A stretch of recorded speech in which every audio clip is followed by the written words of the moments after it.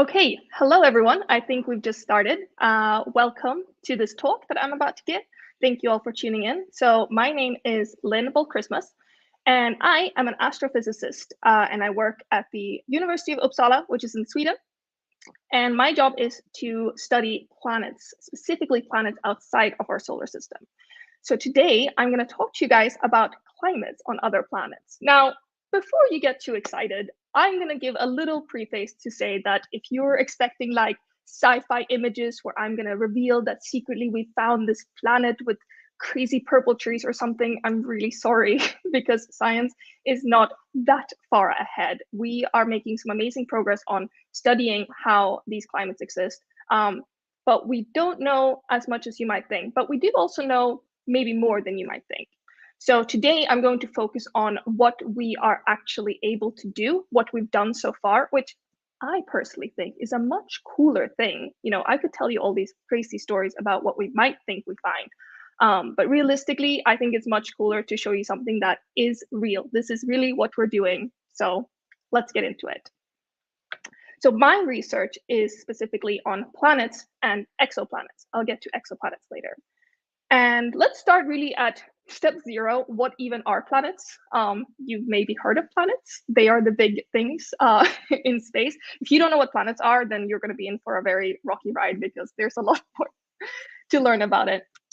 So planets are, let's just be very simple about it. They are just the names for the larger bodies that are in orbit around our sun, which our sun, the star. And the reason I say larger bodies is because there's actually a lot of things that are in orbit around the sun. There's all these little asteroids and all of these different things.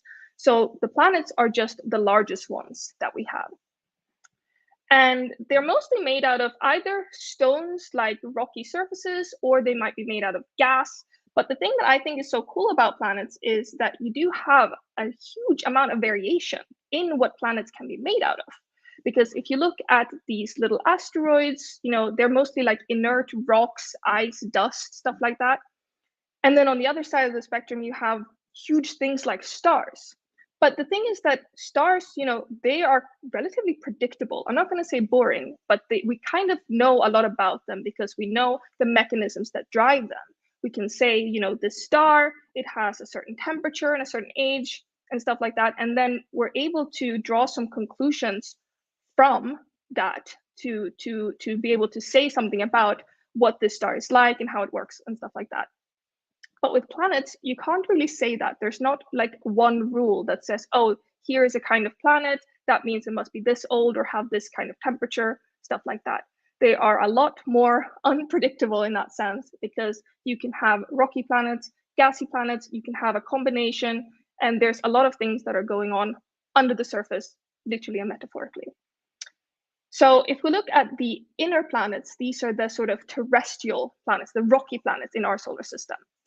And then you have the outer planets, which are the gas giants. Now, they're kind of come in these different categories, and the inner planets have a lot in common with each other, and the outer planets have a lot in common with each other as well. So let's look into more detail about these planets.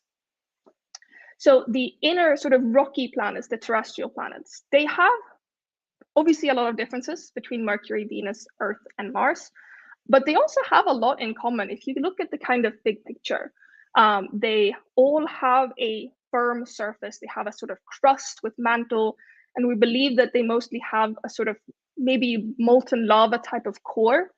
And so even though they have so many differences in other ways, they're still really, if you zoom out, they're all sort of rocky terrestrial planets. And if you look at their atmospheres, this is really where the differences start to show. So if we look at Earth, I mean, this is a normal atmosphere. I'm sure there are aliens that don't think that our atmosphere is normal, but at least in what we know, we would consider Earth a normal atmosphere. Whereas Venus, even though they have so much in common with Earth, in many ways, Venus is a kind of sister twin planet to Earth. But Venus does not have the same atmosphere at all. Venus has an atmosphere that is thick and dense. It is over 400 degrees. It's filled with horrible, noxious things that we would not like to breathe. And the pressure is so high that standing on Venus is basically the same pressure as standing at the bottom of the ocean.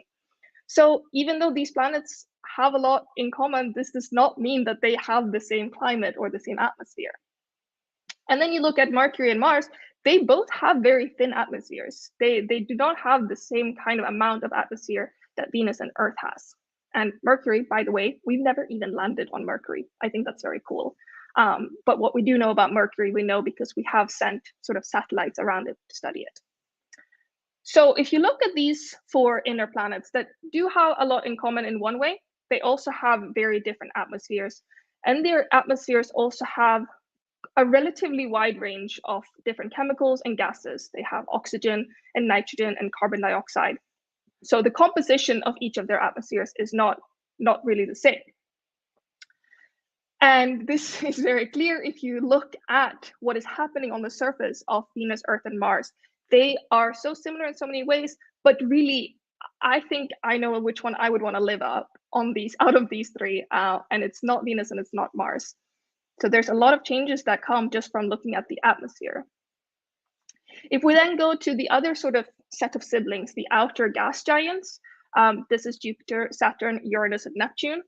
And these planets are very distinctly different from the inner rocky planets in that they don't have that rocky, firm surface that you can stand on. You can't land on the gas giants in the same way that you can land on the inner rocky planets. These guys are just atmospheres kind of all the way down. We don't even really know exactly what is at the core, but we think that it's just sort of a crushed up, like you start to get sort of like a snowball. We don't know what's at the center actually. And they just have atmosphere. All of them have extremely cold atmospheres because they're so far out, and there's not really a surface that you can land on. Even actually Saturn. Saturn is so light that if you had a big bathtub to put it in, it would actually float. So these guys are not rocky planets at all. They would, the rocky inner planets would certainly sink. These guys are more like clouds. And they also have another difference to the rocky planets, that they have much less variation in the actual composition of these atmospheres, or their whatever you'd call it. These guys all have mostly hydrogen and helium, like 95, 98%. So they don't have the same sort of variation in the different chemicals that make them up compared to, say, the inner planets. And this does not mean that they are not interesting. They have so many beautiful clouds. These are pictures that we've taken from Jupiter, and they are so amazing. I just wanted to share them. These are not paintings, these are real pictures that we've taken. And you can see all the activity that is going on. Just because they have simpler things like hydrogen and helium does not mean that there's not interesting things going on. And we do think that there are sort of weather patterns that do emerge on these gas planets. You do have storms and maybe precipitation and stuff like that going on these gas giants. So if you look at our whole system as a whole, we look at the inner planets, we look at the outer planets, and all their similarities and differences, something that we can conclude is that there are clearly totally different atmospheres on all of the planets in our solar system. None of them are the same. There is no planet in our solar system where you could live on one of them and then be able to move to one of the other. Clearly, they are very different climates and different circumstances. And this is just our little solar system. So what about all the planets beyond our solar system? There are so many more planets. And if we see this amount of variation between all the different planets in just one solar system, what does that tell us about the other planets? Because clearly, as we've seen, there's not one rule where you say, here is a solar system, that must mean that these planets exist around there. And this is where we get to my favorite part, which is exoplanets. So exoplanets is what I work with, and this is what I work with every day. So exoplanets are planets that are extrasolar. They are planets that are beyond our sun. So they're outside of our solar systems, and they are in orbit around other stars.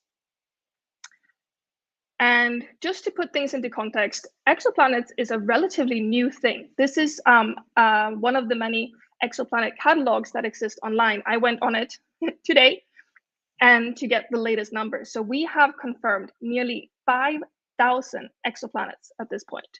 And the cool thing about it is that the first exoplanet was only discovered about 30 years ago. So these have all been found in just the last few decades. And out of these nearly 5,000 exoplanets, nearly 4,000 of them have been found in the last 10 years. I remember when I was at university, not that long ago, we had just found planet number 1,000, and that was like breaking news. And now, just what feels like a few short years later, we have found 4 times that all over again. So we are really in a very exciting time for exoplanet discoveries. It's going like this, and we have so many more to explore and to discover.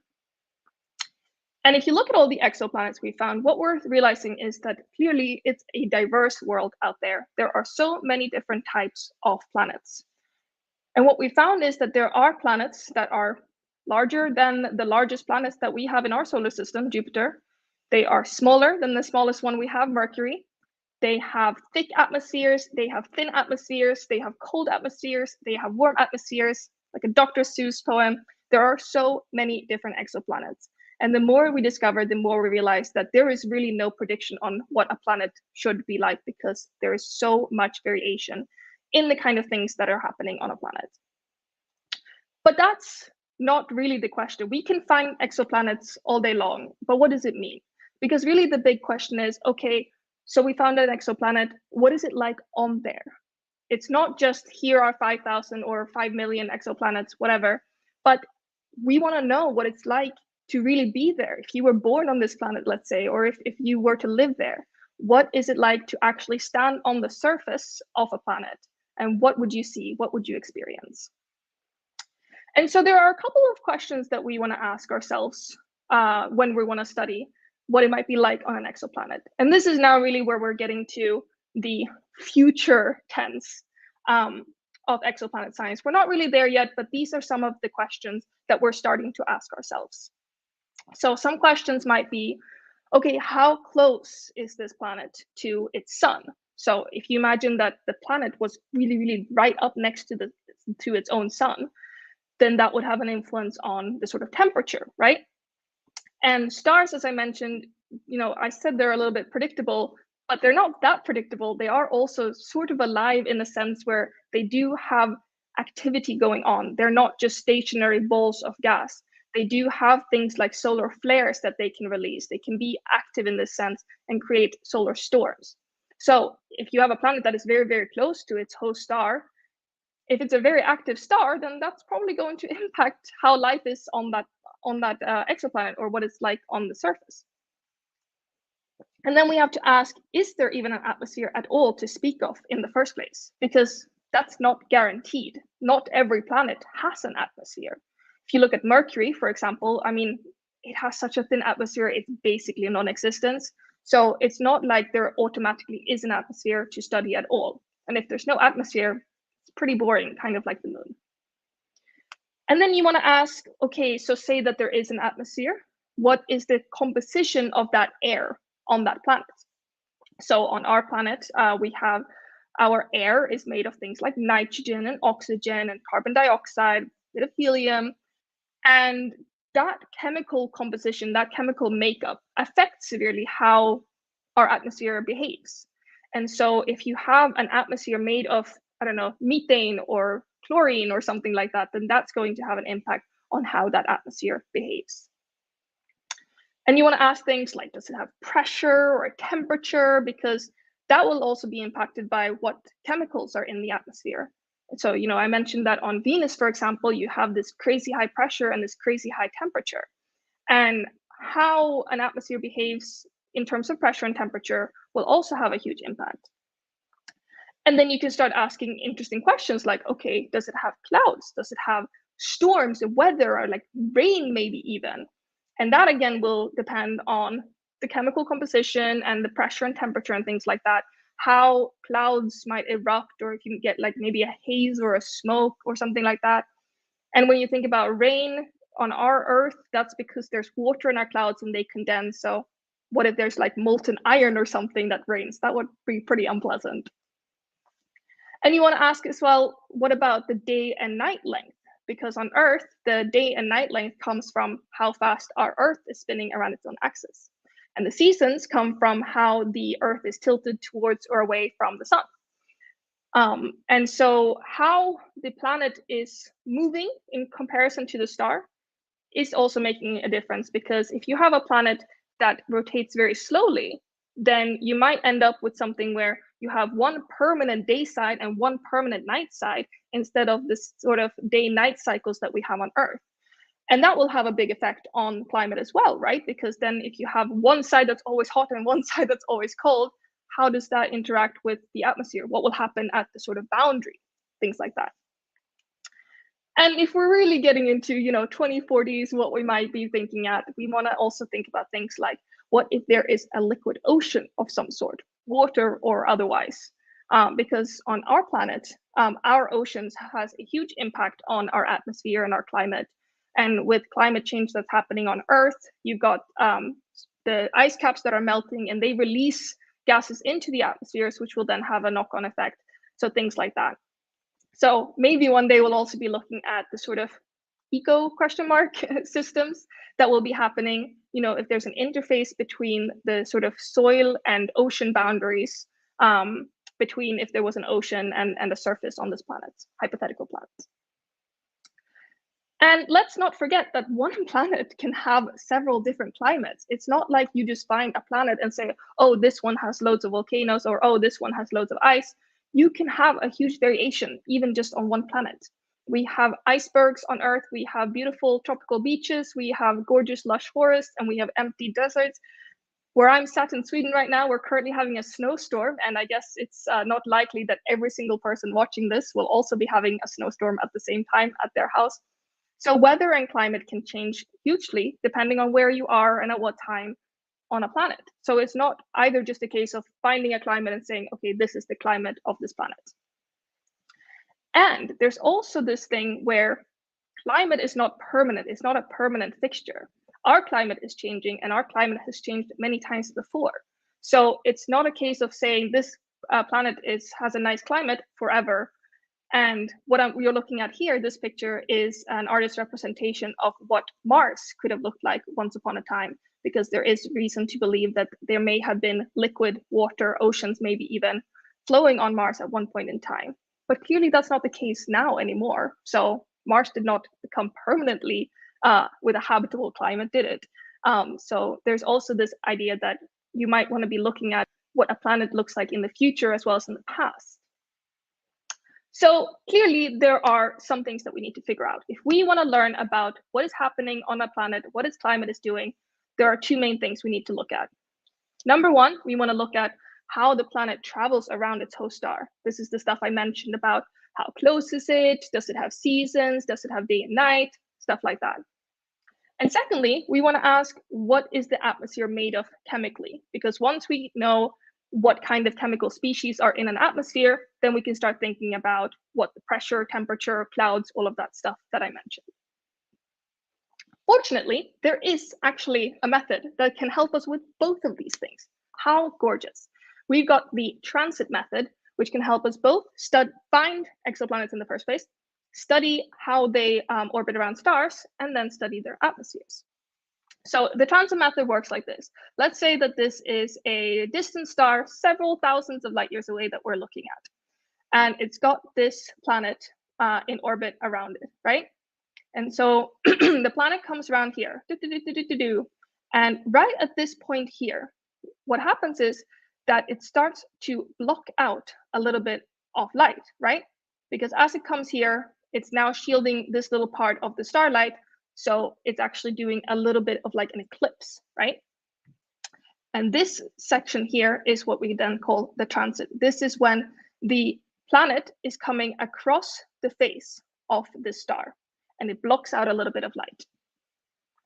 And what happens is that we look at all of the light that we're receiving from this planet here, or sorry, from the star. And so the exoplanet in orbit swings around here.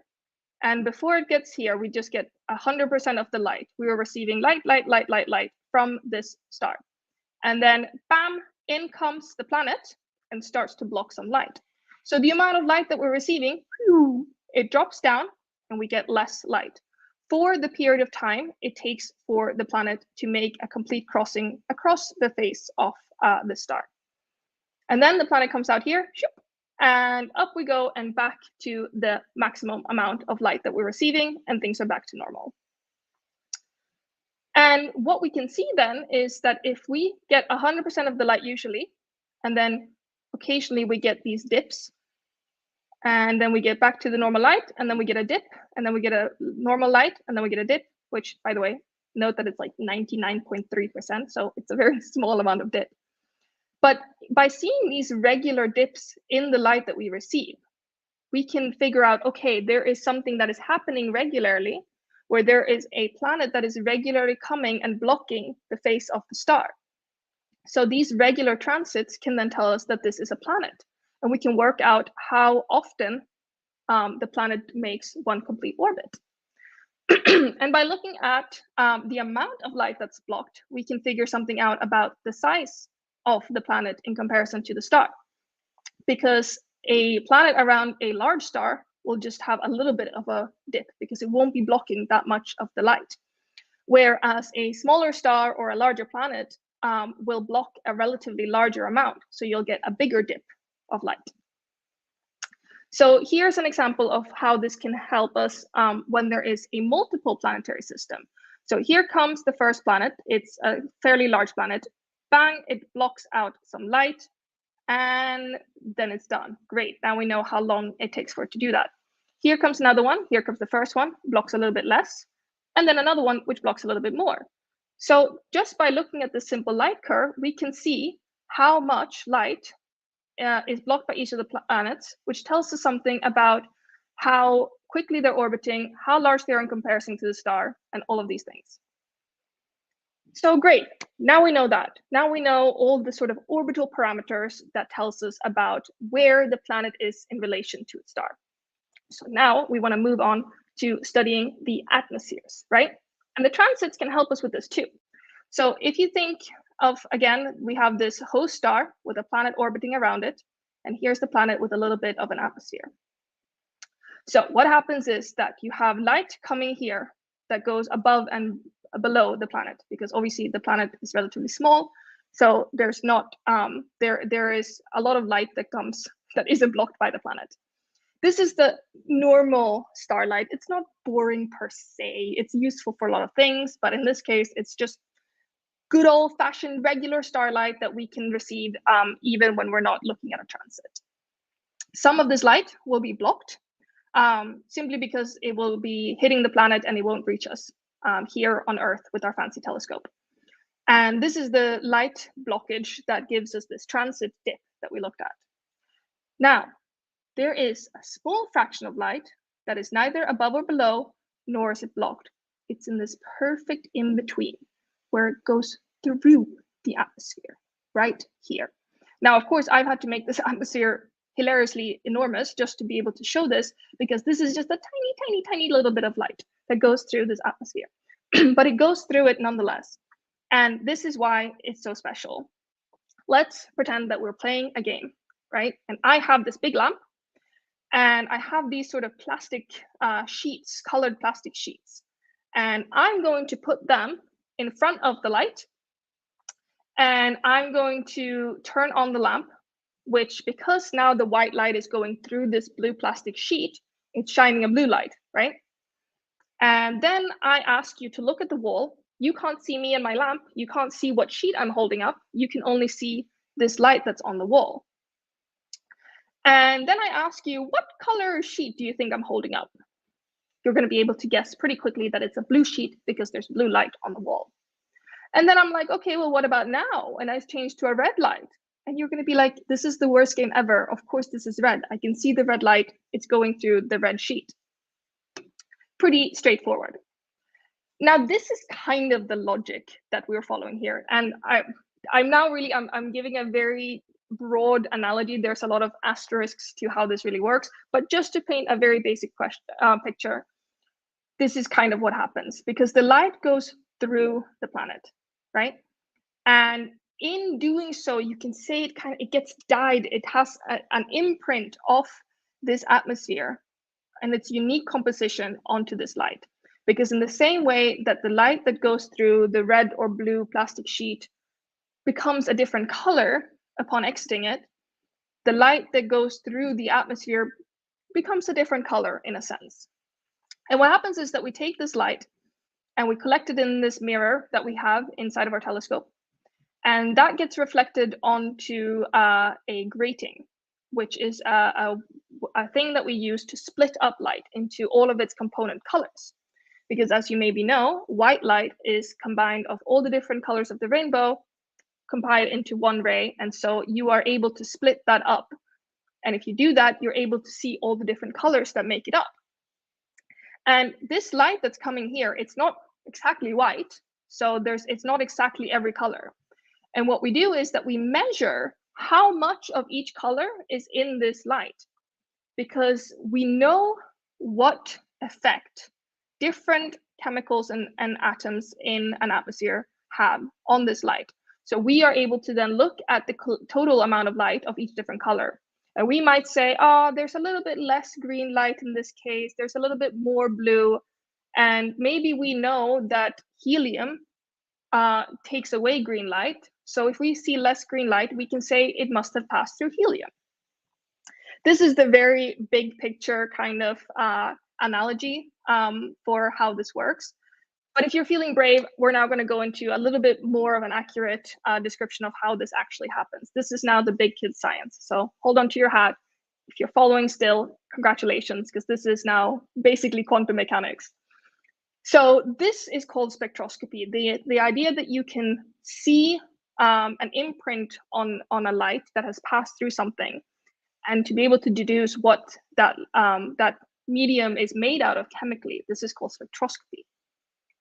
And the way it works is basically this: how we know actually what elements we found because it's passed through them.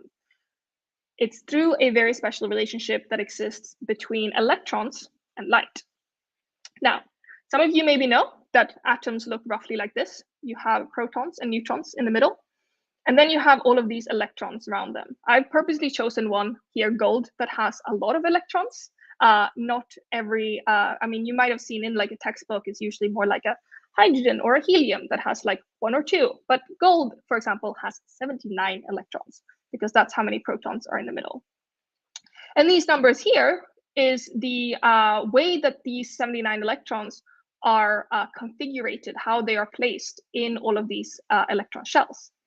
So first you have 2, and then you have 8, then you have 18, and so on and so forth, which looks a bit like a fairly random numbers, but there is a reason behind them. And the analogy that I'll make is that basically electrons like to line up as if they're going to some fun event and they're sitting in an amphitheater. There's something extremely exciting going on here, and electrons fill up these shells like these seats.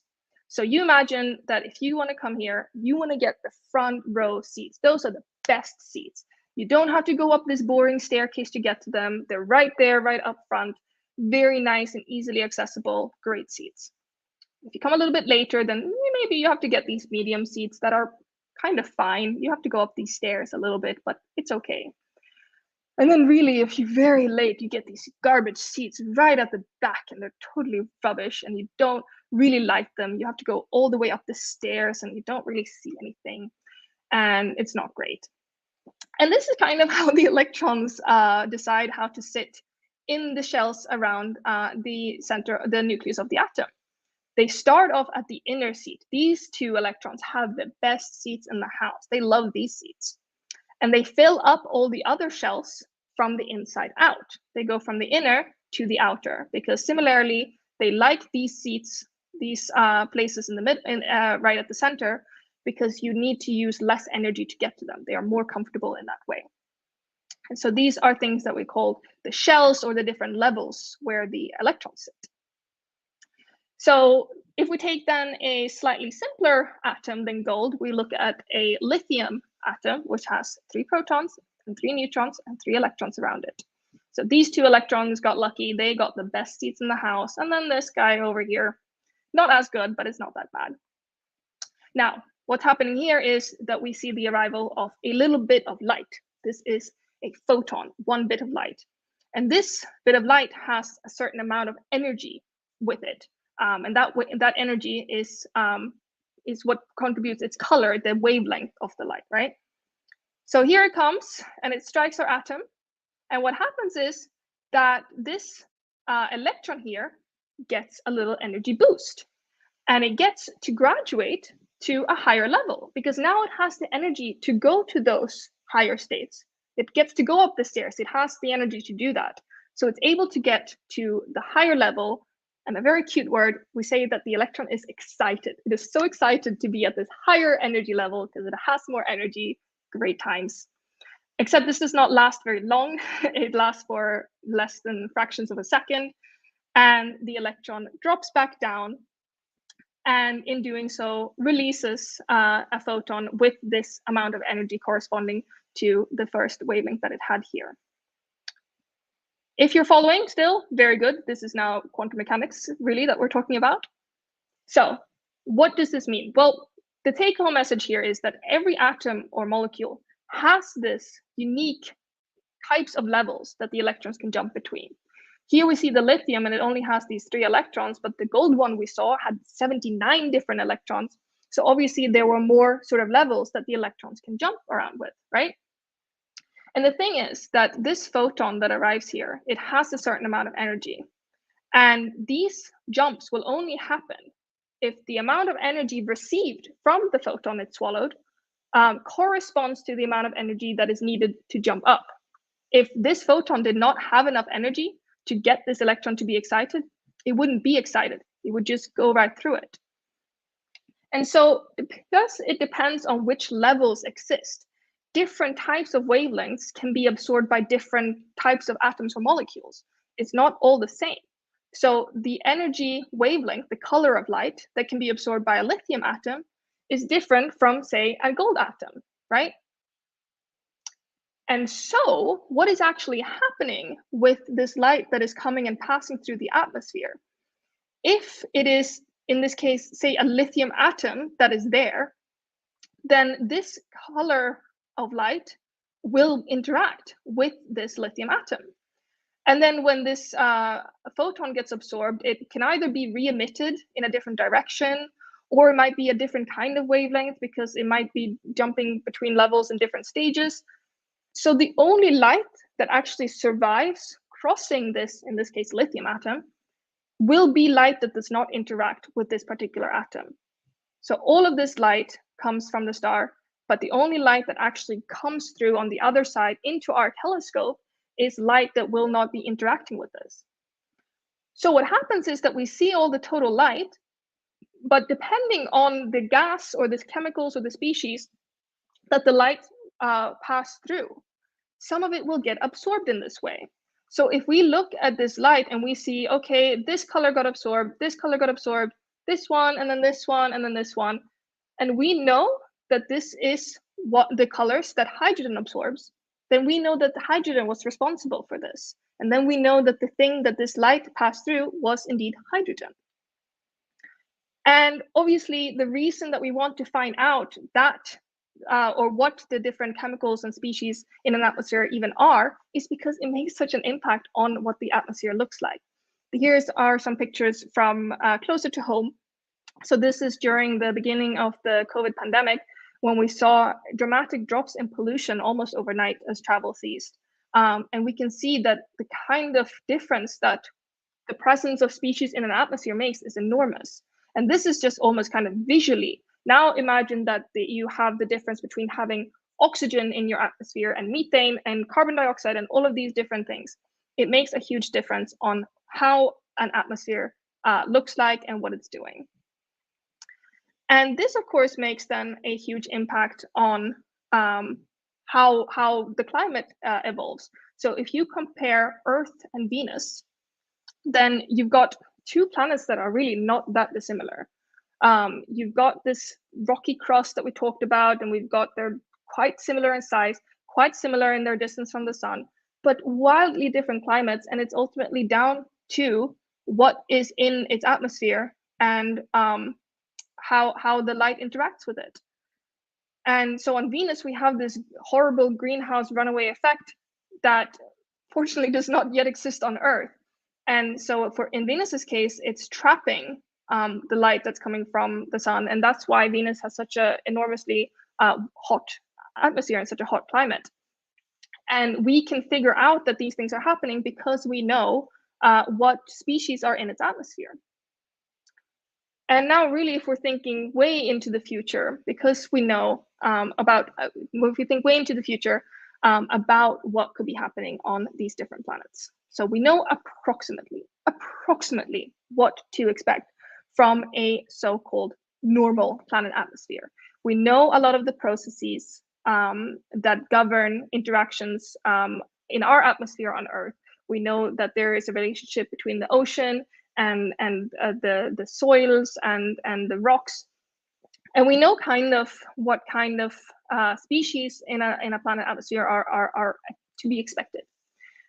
And if you look at a planet closely and you see a species, a chemical, a gas that you don't really expect to be there, that's when things would get interesting. So if you say that you are an alien watching Earth and you are studying our atmosphere, then what you would notice, first you'd notice, okay, it's like 15 degrees, oxygen and nitrogen mostly, nothing too crazy there.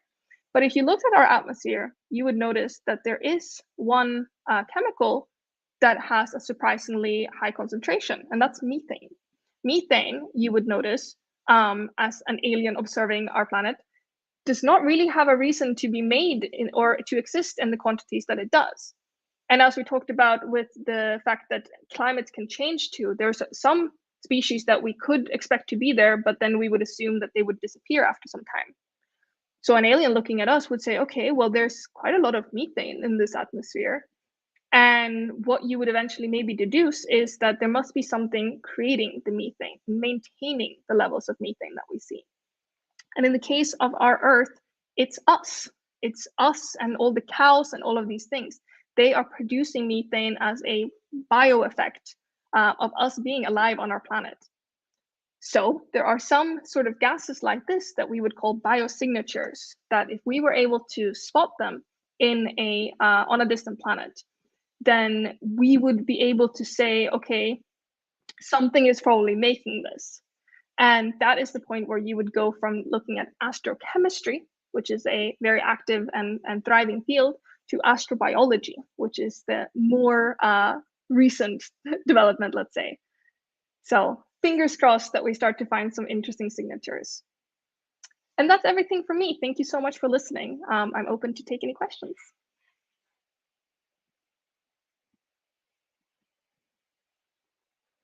I have one question here. So regarding the spectra, are changes caused by Earth's atmosphere subtracted from the measurements? And if so, how? I'm so glad you asked. That is an excellent question. So when you look at, let's go back to my very silly little picture of our telescope on Earth. This is not really what it looks like, but you get the picture. So if you imagine that Earth's atmosphere was kind of here, our Earth's atmosphere would be in the way between getting this light and getting light into this telescope, right? And so these are called telluric effects, and we absolutely have to account for them. This has otherwise been a very disappointing thing, where if you imagine you look at this light coming in and then it actually passes through our atmosphere, you might be like, oh my God, I found the most crazy Earth-like atmosphere. It's got oxygen, it's got nitrogen, it's got carbon dioxide. Yeah, you're looking at our atmosphere. So it is very, very important to look at those effects. And we do subtract them. That's exactly what we do. So we measure what our atmosphere is doing, even in real time, like what is it doing right now? And then we try to subtract them to account for this effect. So please remember, kids, to always subtract your tellurics. Oh gosh, okay, there's a lot of questions. So let me try to go from the beginning. Who defines what are good and bad seeds? I guess this is in relation to the electron configuration thing. Good and bad, it's to do with the fact that protons and neutrons are like positive and negative, kind of like the things of a magnet. So protons and electrons like to be attracted to each other. So the electrons like to be close to the protons in the nucleus. Then they're very, very attractive and bound to the to the protons in that way. And then as you kind of get further away from the nucleus, that kind of wanes a little bit. Similarly, how gravity, it drops off if you get further away from something. So it's just down to electromagnetic attraction. Let's see. I apologize. There are some German questions that I can't understand. Let's say you throw 100 photons on a lithium atom. Will all of them interact with the electrons, or how many of them pass straight through? Also great question. So really it's to do with probabilities. And because we are talking about such a huge amount of light and yeah, well, I said lithium, but any gas really. It's enough that it's gonna happen regardless. If you literally had one photon and one atom, then maybe it would miss it, fine. But because the densities that we're talking about are often high enough, then we do see that effect. Have you already found a planet with an atmosphere allowing life as we know it? As a controversial question, basically no. We have found contenders. There are some planets that we are studying, and we are trying to investigate them as much as possible, because as we see in our solar system, there are so many different things that can ruin a good climate. I mean, even on Earth, you can have places that are kind of uninhabited just because of small weather differences. So to actually say with confidence, this planet has an atmosphere that could sustain life, that's a huge question. And we would need to rope in the biologists too, because we would need them to answer it as well, to actually figure out what does life need and what is this atmosphere made of are two question marks. And we kind of need to work towards each other to answer them. Is methane linked only to farts, or can it be produced elsewhere? No, it's not. It's not linked only to farts. I can't think of. I'm not a geologist, so I can't think of any other major sources of methane. But no, there are of course other sources, and it's fine for methane to exist in atmospheres. It exists in even atmospheres in our solar system. So that's not the crazy thing. It's more about looking at percentages and concentrations, like how much. You think one can speak of climates in the oceans of the Jupiter moon Europe? Yes, very much so. So for those of you that don't know, there are multiple moons around Jupiter, and some of them are very exciting because they're actually quite large. And we are actually sending a mission to the Jupiter moons to study them in more detail. That is the JUICE mission with the European Space Agency. And one of the reasons that we're going is to look at the climates. I don't think they have huge, well, I don't really know enough about their atmospheres because I don't really study solar system bodies. But yeah, the reason we're going is to investigate what's going on with them, because we haven't done it in so much detail yet. So we're very interested in what's happening on the Jupiter moons. I would hedge, if I was a betting woman, I would put my money on if there was anywhere in the solar system where interesting things was happening, I think we should check out Jupiter's moons, which is what we're doing. How many exoplanets have an atmosphere? Most. I don't have a good number for you, but a lot of the exoplanets that we find are more like Jupiter, Neptune style planets, where they're kind of all atmosphere. So certainly there are more than enough planets with atmospheres that it's worthwhile exploring. We have no shortage of atmospheres to investigate. Would it be possible to get a hint on the gold deposits of a planet by analysis of the atmosphere? Gold deposits, I guess we're talking about surface stuff and underground. So analysis of the, I can't think of a good, again, not a geologist, way to link the atmosphere composition to whether there was gold deposits under the surface. But looking at the surface of any body, exoplanet or not, is tricky because we kind of use this spectroscopy thing. We use that to look at gases and stuff. Looking at surfaces is harder. So it's quite challenging to do that. And I think that's all the questions I can see for now. I think. I'm glad that there were so many questions. I love these questions. I could talk about exoplanets all day. So thank you very much so far. I think unless there are any other questions, I guess we'll close it there. So thank you ever so much for everyone who tuned in. I hope you enjoyed it and I hope you learned something. And enjoy our atmosphere. Let's not ruin it, please. Oh, sorry. How many planets has a star on average? Last question. How many planets? Do you mean how many stars have planets? I guess. Like most. The thing is, the reason that it's tricky is because we only started looking for exoplanets relatively recently, right? And this transit method that I'm talking about, it's really quite hard to spot these dips because, as you can see, it's tiny amounts that we're dimming by. And if you look at the surface of a star, the surface of a star is not uniform either. I talked about how stars are very kind of active. And so what can happen is that you get things like sunspots on the surface of a star. And they're like dark patches that arise sometimes on the surface of a star. So sometimes you can see a sunspot and be like, oh, look, there's this little round dimming across the surface of a sun. We found a planet. And of course, that's not the case. So actually, not just finding, but also confirming planets is very difficult to do. And the reason that it's, first of all, took us so long until we started discovering exoplanets, and also why it's now happening so fast, is because we've only just gotten to the point technologically where we're even able to do this.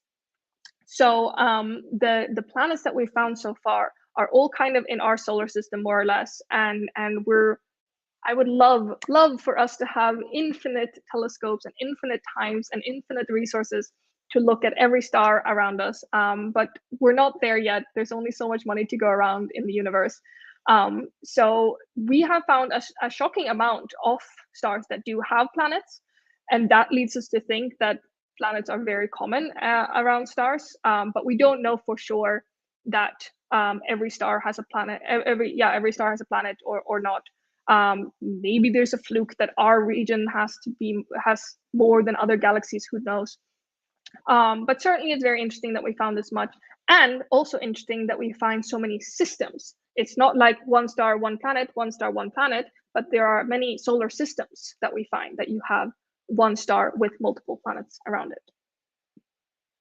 I do think that was now the last question, probably. So on that note, I'll say thank you so much for listening. And it's been great fun to do this.